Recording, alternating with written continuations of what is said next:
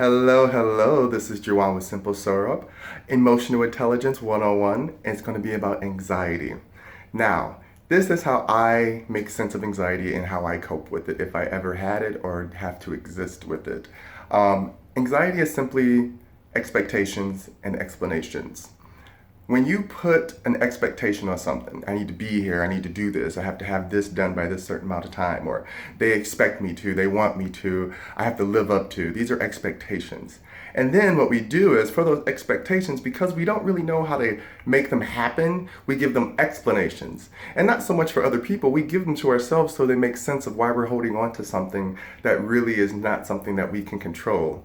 So, this is where I always say no explanations or expectations. When you start to begin to understand that you don't have to explain anything to anyone or not even yourself, sometimes it helps to break it down. And yeah, you can explain it to yourself if you know that you can give yourself an answer or at least a coping mechanism. But if you're not quite there, you don't have to give yourself or anyone else any type of explanation. And once you do that, then you don't have any expectations because you realize if I don't have to explain nothing to you, then I don't really care what you expect of me.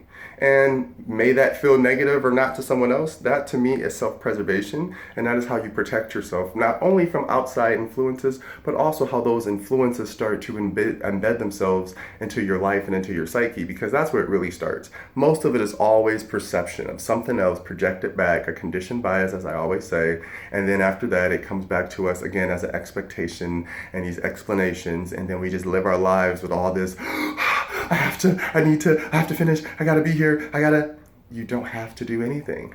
Just simply breathe, wake up, make a choice.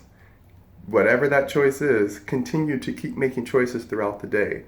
And you'll eventually, your anxiety kind of just goes a wayside, not always away, but it goes to the side and you're much able to, calm yourself down in situations where you would normally freak out or know how to walk your way through a situation without always feeling like I'm freaking out and all I want to do is yell, scream, or cry. Because that's really what it's about, is giving yourself the time to deal. All right, guys, I love you. I hope this helps. Mwah. Besos.